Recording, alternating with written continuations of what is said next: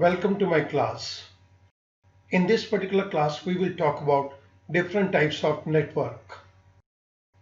We can divide all types of networks into three parts. The first one on the basis of geography, the second one on the basis of topology, the third one is on the basis of services rendered. On the basis of topology, let's first try to understand the meaning of network topology. The term network topology refers to the way in which computers, that is nodes in a network, are linked together. Student, please note that any device connected to network is termed as node. Whether a computer is connected to the network or a printer is connected to the network, it will be termed as node. So the term network topology refers to the way in which the computers or nodes in a network are linked together. In simple words, the pattern in which computers are connected to each other is termed as topology. This pattern can be in the shape of straight line or a ring shape or star shape and so on. In other words, the structure or layout of the cabling in connecting the devices to form a network is called topology. The way we have laid down cables to connect devices is termed as topology. On the basis of topology, we can divide networks into 6 parts. The first one is bus topology. Second one, star topology. The third one, ring topology. The fourth one, mesh topology. The fifth one, tree topology. And the last one is hybrid topology. We will talk about all these topologies one by one. Star topology.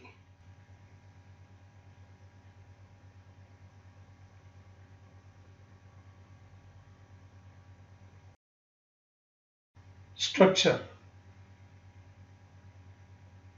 In a star topology, each computer is connected to a central node that is called hub or switch with a point-to-point connection. At the center there is a hub or switch to which all other computers are connected.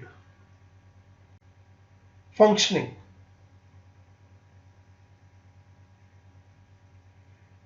Please note that the network does not necessarily have to resemble like a star formation to be classified as a star network, but all computers on the network, they must be connected to one central device, and this central device may be a hub or switch.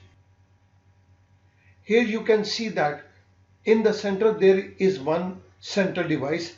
This central device is either a switch or a hub, and different computers are connected with wires with the central hub or switch. In this particular case, if one computer goes out of order, it can be removed from the network and it will not affect the other networked computers. It means if one computer goes out of order, the functioning of the network is not affected by it. The next important point is if you want to connect one more computer, then we simply need to connect a wire with the central hub or switch and a new computer can be connected to it. So addition or removal of computer in the case of star topology is very easy. When you are removing it or you are adding a computer to the network, star topology does not stop. Some of the advantages and disadvantages, they are as follow. Advantages. A star network can be easily expanded or shortened since it is easy to add or remove computers. As you have seen it, in case you want to increase the number of computers, you need to connect a wire to the central hub or switch and a new computer can be attached. It will not affect the existing computer and it will not disturb the existing network. One of the biggest disadvantages is that all computers are connected to the central hub or switch. If the central hub or switch fails or stops working, the entire network will stop.